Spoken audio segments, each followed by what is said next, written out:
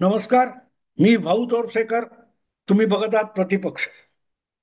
मित्रांनो, आज मी ज्या दोन शिवसेना आहेत, म्हणजे एक बाळासाहेबांनी आपली वडिलांची राजकीय विरासत म्हणून उद्धव ठाकरे यांच्याकडे सोपवलेली शिवसेना आणि त्यांचा राजकीय वारसा घेऊन बाळासाहेबांच्या विचाराने पक्ष चालत राहावा म्हणून बंड केलेले एकनाथ शिंदे यांच्या दोन पक्षांची तुलना किंवा दोन व्यक्तिमत्वांची तुलना मला करणं अगत्याचं वाटतं. याचं कारण लागोपाठ गेल्या जवळजवळ 3.5 वर्षामध्ये उद्धव ठाकरे यांच्या हातातून हळूहळू करत आपल्या वडिलांचा जो वारसा आहे, तो जो निष्ठत चाललेला आहे, तो सावरण्यासाठी आणि टिकवण्यासाठी ठाकरे ब्रँड वगैरे वगैरे शब्द वापरून जे काय आपलं राजकारण उरलं सोडलं आहे, हे टिकवण्यासाठी उद्धव ठाकरे जी कसरत करतायत, त्यासाठी अगदी आपणच घराबाहेर काढलेल्या आपल्या चुलत भावाला जवळ घेऊन गोंजारण्यापर्यंत उद्धव ठाकरे यांनी जी माघार घेतलेली आहे, त्यातून काहीतरी साध्य होईल अशी अनेकांची अपेक्षा आहे. पण माझी बिलकुल अपेक्षा नाही, बिलकुल नाही. कारण एक गोष्ट लक्षात घ्यावी लागते, राजकारणामध्ये किंवा कुठल्याही सार्वजनिक सामूहिक कामकाजामध्ये नेतृत्वाला फार महत्व असतं. ज्याच्याकडे नेतृत्व गुण नाहीत अशी कुठलीही व्यक्ती सामूहिक कामामध्ये यशस्वी ठरू शकत नाही. मग तो एखाद्या संघाचा कर्णधार असो, एखाद्या पक्षाचा प्रमुख असो, एखाद्या सैन्याचा सेनापती असो, त्याच्याकडे लढण्याच्या पलीकडे नेतृत्व गुणांची कुशलता असली पाहिजे, प्रासंगिकता असली पाहिजे.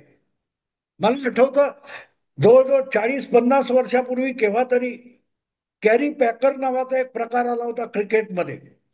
कॅरी पॅकर हा ऑस्ट्रेलियातल्या टीव्ही नेटवर्कचा मालक होता आणि त्याला ऑस्ट्रेलियात होणारे सगळेच्या सगळे क्रिकेट सामने आहेत ते टेलिकास्ट करण्याचे सर्वाधिकार पाहिजे होते आणि त्याला ते मिळाले नाहीत ऑस्ट्रेलियन क्रिकेट बोर्डाकडून. म्हणून संतप्त होऊन त्याने ठरवलं की आपणच आपल्या स्वतःच्या खाजगी स्वरूपामध्ये क्रिकेटच्या स्पर्धा टुर्नामेंट भरवायच्या आणि त्याचं प्रक्षेपण करायचं.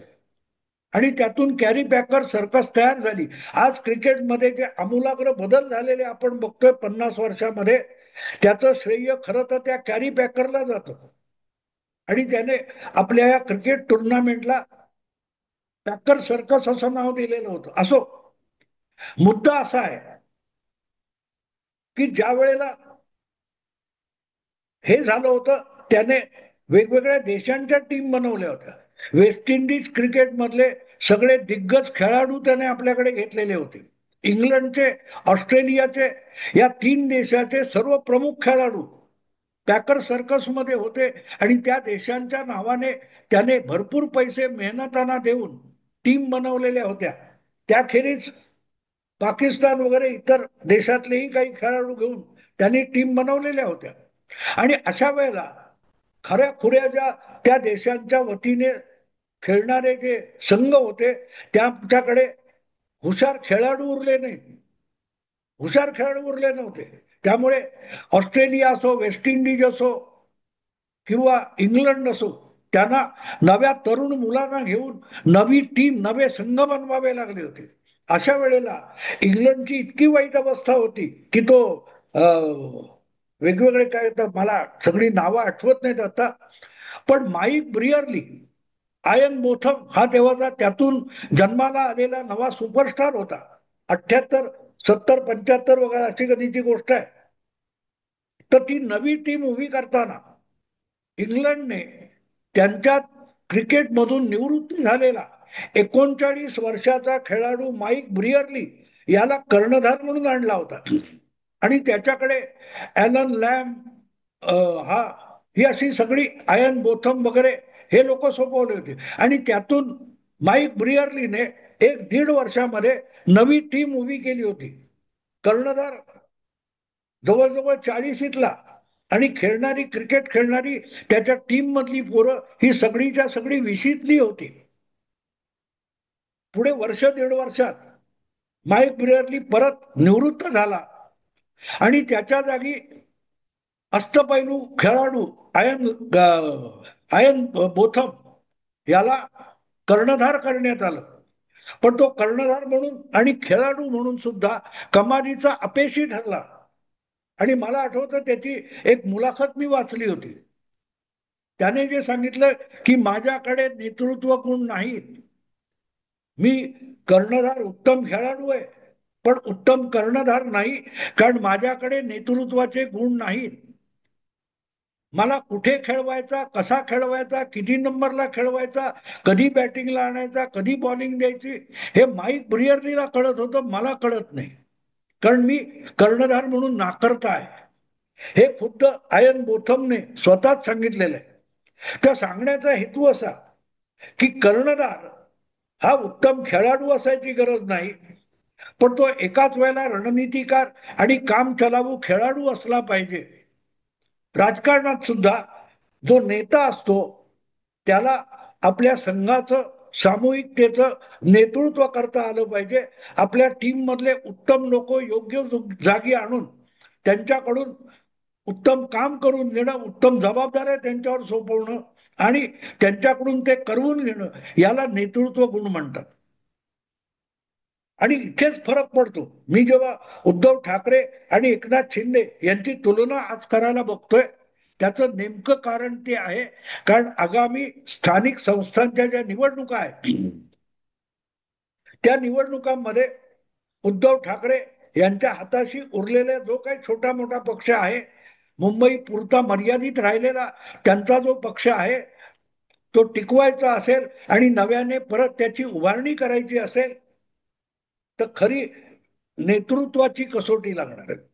तसं बघितलं तर लोकसभा आणि विधानसभा निवडणुका आणि त्यानंतर गेल्या 3.5 वर्षात पक्ष चालवताना एकनाथ शिंदे यांनी आपल्या नेतृत्व गुणाची कसोटी ही वारंवार दिलेली आहे. लोकसभेला ते मुख्यमंत्री होते आणि लोकसभेला त्यांनी 7 खासदार निवडून आणले भाजपबरोबर युतीत राहून. विधानसभेला उद्धव ठाकरे यांच्यापेक्षा एक आमदार एकनाथ शिंदे यांनी आपल्या पक्षातर्फे जास्तीचा निवडून आणला. उद्धव ठाकरे यांना जेवढं बाळासाहेबांचा मुलगा म्हणून ग्लॅमर आहे, त्याचा मागमूस तुम्हाला एकनाथ शिंदेकडे सापडत नाही. 57 आमदारांचा आणि 9 खासदारांचा नेता, अधिक निवडणूक आयोगाने पक्षाचं नाव आणि चिन्ह सोपवलेला नेता, या पलीकडे एकनाथ शिंदे यांच्याकडे कुठलंही ग्लॅमर नाही. पण राजकारण खेळताना आवश्यक असलेला आक्रमकपणा आणि लवचिकता या दोनही गोष्टींचा उत्तम समन्वय आपण एकनाथ शिंदे यांच्या आचरणामध्ये, वागण्यामध्ये आणि राजकारणामध्ये बघू शकतो. आणि नेमका त्याच गोष्टींचा पूर्ण दुष्काळ उद्धव ठाकरे या व्यक्तिमत्वामध्ये. एकनाथ शिंदे बाजूला झाल्यापासून, सुरत गुवाहाटीला गेल्यापासून रोजच्या रोज त्यांना अत्यंत गलिच्छ भाषेमध्ये शिव्या शाप उद्धव ठाकरे आणि त्यांचे उरलेले सहकारी देत असतात. पण त्या शिव्या शाप, त्या अपशब्दांनी विचलित न होता एकनाथ शिंदे आपलं राजकारण करत राहिलेले आहेत, आपला पक्ष चालवत राहिलेले आहेत. उफाळून येऊन जशास तसं अरेला कारे, अंगावर तर शिंगावर असलं काहीही देखावे एकनाथ शिंदे यांनी गेल्या 3.5 वर्षात उभे केले नाहीत. पण प्रत्येक वेळेला जेव्हा निर्णायक परिस्थिती येते त्यावेळेला उद्धव ठाकरे यांच्या राजकारणावर एकनाथ शिंदे यांनी मात करून दाखवलेली आहे. आणि त्याचं सगळ्यात मोठं कारण काय असेल तर पेशन्स, संयम.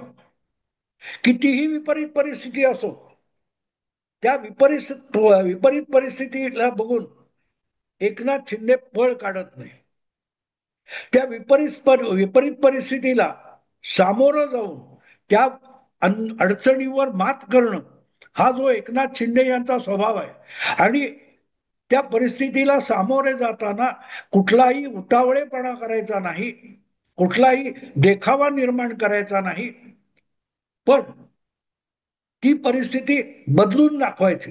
तुम्हाला त्या इर्षाळ गडावर जी दरड कोसळली होती आणि अख्खा गावच्या गाव गाडला गेला होता, मुख्यमंत्री असताना एकनाथ शिंदे भर कोसळणाऱ्या पावसामध्ये त्या इर्षाळ गडाचा कडा कडा चढून वर गेले, भिजत भिजत भिजत.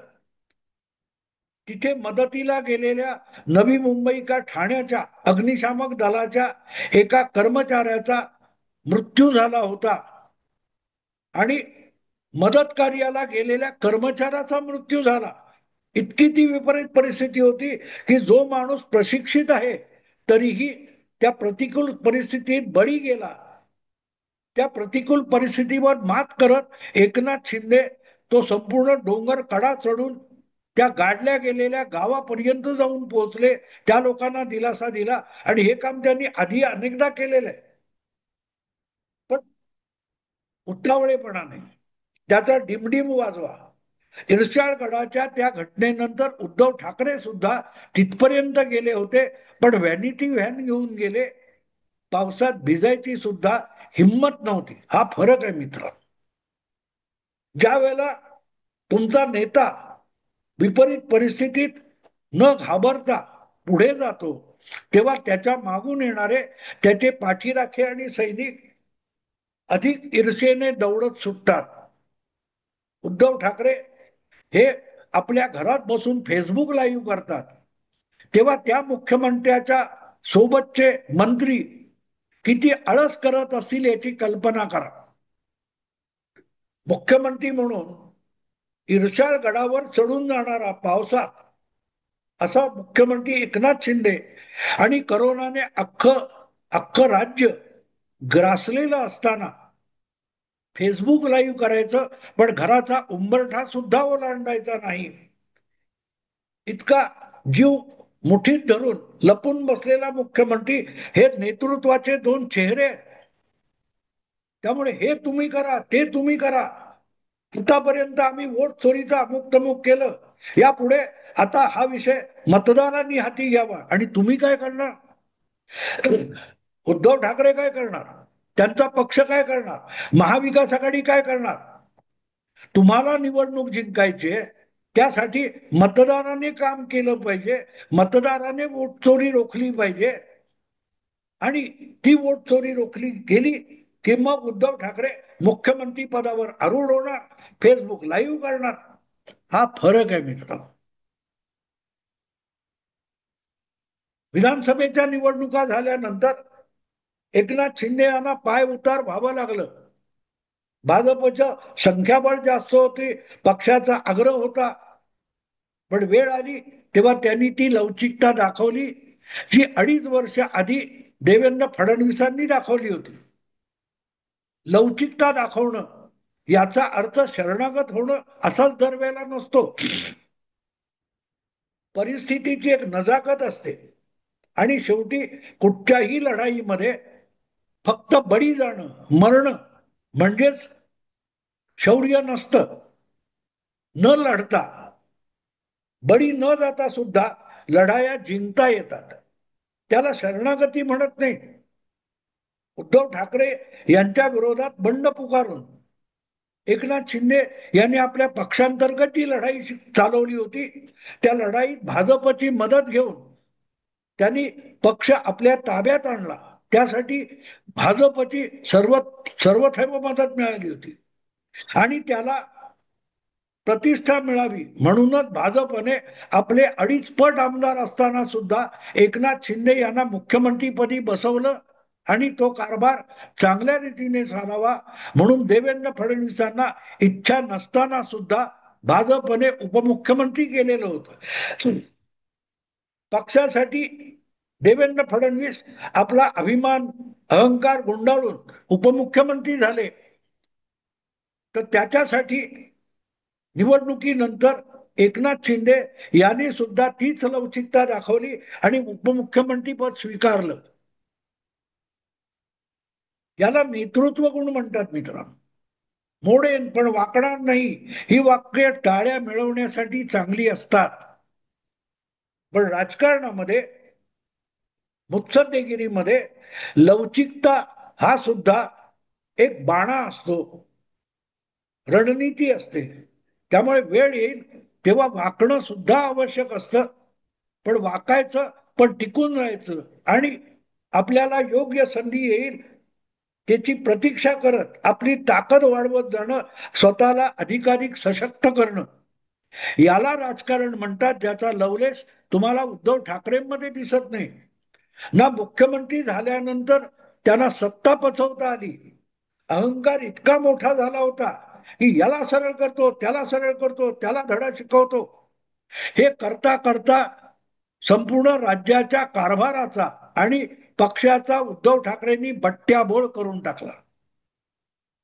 पण त्याच कालखंडामध्ये त्यांच्या पक्षाचे 40 आमदार उद्धव ठाकरेंवर अविश्वास दाखवत आपली आमदारकी धोक्यात घालून एकनाथ शिंदे यांच्या बरोबर गेले.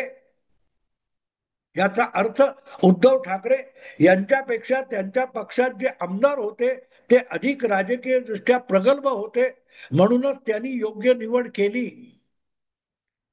उदय सामंत असतील किंवा आणखीन कोणी असतील, अगदी मंत्री पदावर लाथ मारून ते एकनाथ शिंदेबरोबर गेले, आमदारकी धोक्यात घालून गेले, कारण त्यांना माहिती होतं हा एक नेता असा आहे शिवसेनेमध्ये की जो स्वतःचं नुकसान झालं तरी हरकत नाही, पण आपल्याला प्रसंग ओढवला तर वाचवायला येईल. पण उद्धव ठाकरे प्रसंग आला तर स्वतःचा बचाव करण्यासाठी आपला बळी देतील, ही उद्धव ठाकरे यांच्याविषयी आमदार भावना होती. म्हणूनच ते आमदार एकनाथ शिंदे बरोबर धोका पत्करून गेले, पण उद्धव ठाकरेंबरोबर थांबले नाहीत.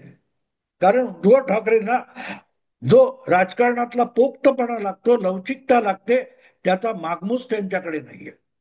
आणि म्हणून ठाण्यापुरता मर्यादित असलेला शिवसेनेचा एक नेता उद्धव ठाकरेंना त्यांच्याच राजकारणामध्ये, त्यांच्याच पक्षामध्ये लोळवून शिवसेना नामो निशाणा सकट घेऊन गेला. त्याचं सगळ्यात मोठं श्रेय एकनाथ शिंदे यांच्या नेतृत्व गुणांकडे जातं. नेपोलियनचं एक वाक्य आहे की कुठल्या वेळेला सिंहाचं कातडं पांघरायचं आणि कुठल्या वेळेला बोकडाचं कातडं पांघरायचं, कोल्याचं कातडं पांघरायचं, हे मला कळतं आणि म्हणून मी लढाया मारतो, लढाई जिंकतो. एकनाथ शिंदे हे असल्या गोष्टींची टिमकी वाजवत नसतील, पण जगप्रसिद्ध अशा नेपोलियनच्या युद्धशैलीतले जे गुण आहेत, त्या गुणांचे साक्षात्कार एकनाथ शिंदे यांच्या वर्तणुकीमध्ये सातत्याने दिसतात.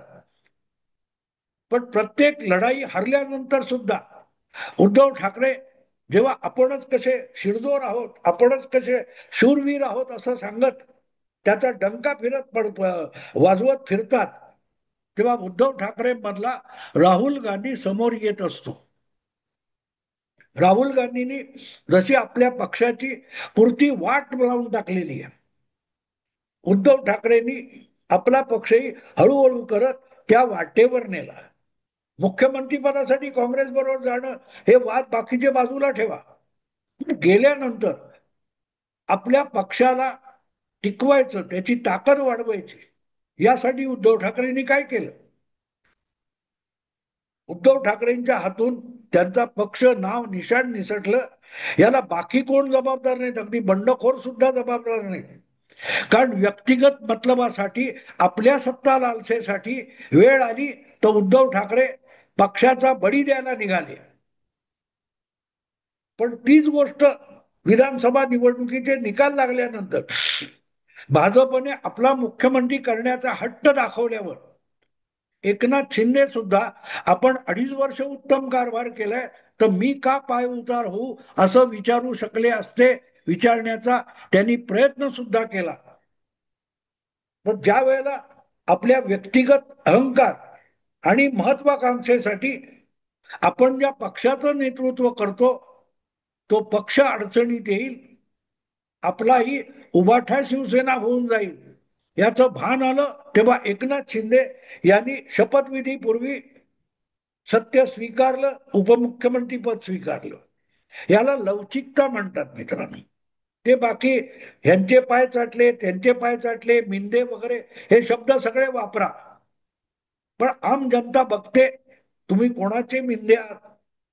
राहुल गांधींसमोर हिंदू बंधू भगिनींनो असं म्हणायची हिंमत गमावलेले उद्धव ठाकरे मिंदे नाही आहेत. आराध्य दैवत असलेल्या सावरकरांची निंदा निमूटपणे सहन करून राहुल गांधींच्या सोबत बसणारे उद्धव ठाकरे मिंदे नाहीत. मग राजकीय विचार विनिमय करायला किंवा मार्गदर्शन घ्यायला एकनाथ शिंदे अमित शहाकडे गेले तर त्याला मिंदे म्हणून खिजवायचं, हा मनाचा कोतेपणा आहे. कारण नेतृत्व गुण हा उद्धव ठाकरेंकडे जरा सुद्धा नाही, जरा सुद्धा नाही. आणि म्हणून पित्याने इतका मजबूत पक्ष तयार करून दिला होता, तो त्यांना चालवता आला नाही. खरं म्हटलं तर चालवणारी टीम सुद्धा बाळासाहेबांनी तयार करून दिलेली होती. अनेक जण सांगता येतील, शिशिर शिंदे आहे, तुमचा दिवाकर रावते आहे, कमीत कमी अर्धा डझन असे नेते शिवसेनेत आजही आहेत. गजानन कीर्तीकर असतील, या लोकांना जबाबदारी देऊन आपण फक्त निर्णायक क्षणी उभं राहणं एवढं जरी उद्धव ठाकरेंनी केलं असतं तरी त्यांच्या हातून शिवसेना गेली नसती. पण दोघांमधला एकनाथ शिंदे आणि उद्धव ठाकरे यांच्यातला सगळ्यात महत्वपूर्ण असा निर्णायक फरक काय असेल तर तो उद्धव ठाकरेंकडे नेतृत्व गुण नाहीत, त्यासाठी आवश्यक असलेली लवचिकता नाही, पेशन्स अजिबात नाही, आणि या सगळ्या गोष्टी एकनाथ शिंदेकडे ठासून भरलेल्या आहेत. मित्रांनो, आता इथेच थांबतो. आवडलं तर लाईक करा, शेअर करा आणि प्रतिपक्षाला सबस्क्राईब करा. नमस्कार.